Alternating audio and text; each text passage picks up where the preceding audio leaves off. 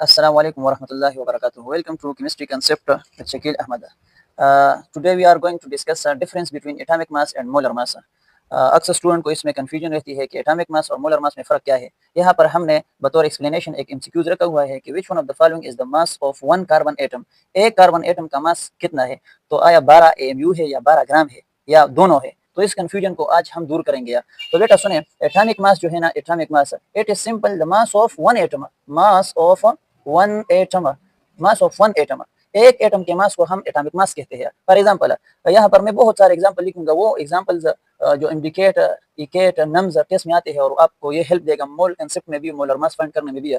For example hydrogen का जो है ना वो 1 एएमयू है, तो 1 AMU is the mass of only one hydrogen atom. यहाँ पर मैं लिखने लगा हूँ लिथियम, तो लिथियम का 7 एएमयू है, तो 7 AMU is the mass of only one lithium atom. यहाँ पर मैं लिखने लगा हूँ सोडियम, तो सोडियम का 23 एएमयू है, तो 23 AMU is the mass of only one sodium atom. इसी तरीके से क्लोरीन का मशहूर है 35.5 एएमयू।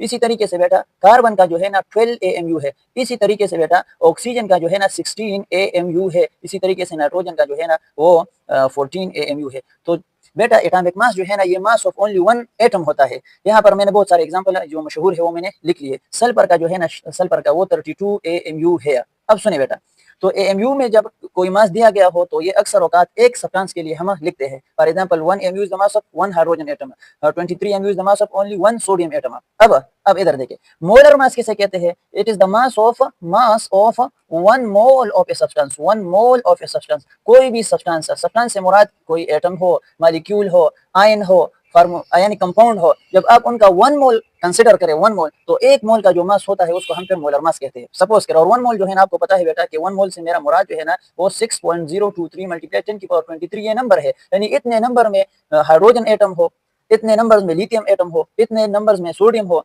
इतने नंबर में क्लोरीन हो, तो फिर उसको हम 1 मोल कहेंगे। तो 1 मोल का फिर मास 1 मोलर मास कहलाएगा। सपोज करें बेटा यहाँ पर मैंने लिखा हाइड्रोजन का, तो हाइड्रोजन का जो है ना 1 एएमयू है, तो 1 AMU is the mass of only one hydrogen atom. लेकिन इसी को मैं कन्वर्ट करता हूँ, एक्सप्रेस करता हूँ ग्राम में। अगर मैं इसको ग्राम में कन्वर्ट करूँ 1 ग्राम, तो 1 ग्राम जो है ना अब ये 1 मोल हाइड्रोजन एटम का जो है ना 1 मोल ऑफ हाइड्रोजन एटम का मुश्तरक का मास है। 1 मोल से मुराद यानी 6.023 मल्टीप्लाई 10 की पावर 23 हाइड्रोजन एटम होंगे तो उनका मुश्तरक मास वो 1 ग्राम होगा। इसी तरीके से बेटा अगर मैं यहाँ पर लिखूं ऑक्सीजन, तो ऑक्सीजन का 16 एएमयू है ना, 16 एएमयू, तो 16 AMU is the mass of only one oxygen atom. अगर मैं इसको एक्सप्रेस करूंगा 16 ग्राम यानी ग्राम में एक्सप्रेस करूंगा, तो फिर 16 gram it is not the mass of only one oxygen atom but it is the mass of one mole oxygen atoms. यानी यहाँ पर मैं लिखने लगा हूँ कि 16 ग्राम जो है ना it is the mass of 6.023 multiply 10 की पावर 23 ऑक्सीजन एटम। इतने ऑक्सीजन एटम को आप मुश्तरक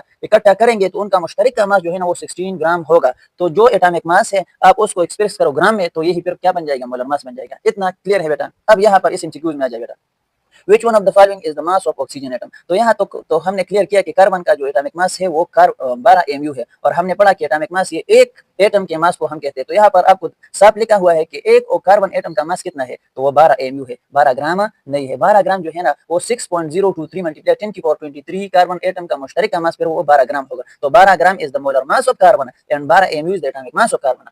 सेकंड एमसीक्यूज को देखिए बेटा, यहाँ पर यही एमसीक्यूज है लेकिन दूसरे अंदाज में। 12 एमयू है, बिल्कुल है, 12 amu is the only mass of one carbon atom. लेकिन यहाँ पर दूसरा option 12 gram divide by N. अब सुनिए बेटा, मैंने आपको बताया कि 12 ग्राम जो है ना, 12 ग्राम एमयू को आपने एक्सप्रेस किया ग्राम में, तो अब 12 ग्राम जो है ना, 12 gram it is the mass of 6.023 multiply 10 की पावर 23 कार्बन एटम्स। इतने कार्बन एटम्स हो तो उनका मुश्तरक का मास क्या है? 12 ग्राम है। अब सुनिए बेटा, अगर मैं 12 ग्राम को 6.023 मल्टीप्लाई 10 की पावर 23 इस नंबर पर डिवाइड करूँ तो ये एक कार्बन एटम का मास निकलेगा। लिहाजा ऑप्शन नंबर बी भी क्या है? करेक्ट है। तो इसमें करेक्ट ऑप्शन जो है ना वो बोथ ए एंड बी निकलता है।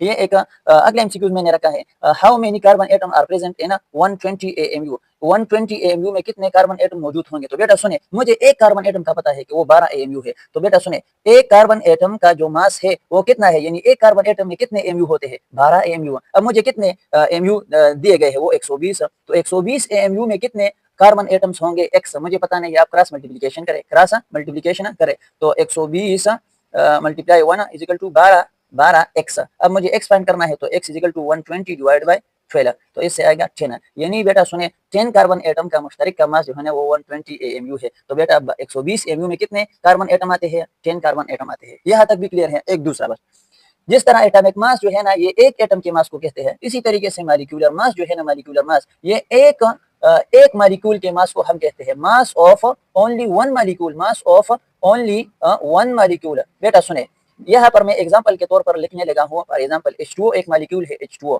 तो बेटा सुने H2O में 3 एटम है, 2 हाइड्रोजन और 1 ऑक्सीजन। एक हाइड्रोजन एटम का मास कितना है? 1 AMU। तो 2 है तो 2 को आप 1 में मल्टीप्लाई करें, यानी एक हाइड्रोजन एटम का 1 AMU है लेकिन 2 है, प्लस ऑक्सीजन का कितना है? 16 AMU। तो 16 यहाँ आएगा 18। तो 18 के साथ मैं AMU लिखूंगा क्योंकि यहाँ पर एक मॉलिक्यूल के बारे में हम पढ़ रहे हैं। तो 18 AMU is the mass of only one H2O molecule. लेकिन बेटा सुने, अगर इसी H2O को जो 18 AMU है इसी को मैं ग्राम में एक्सप्रेस करूँ 18 ग्राम, तो अब जो है ना ये भी क्या बन गया? मोलर मास बन गया।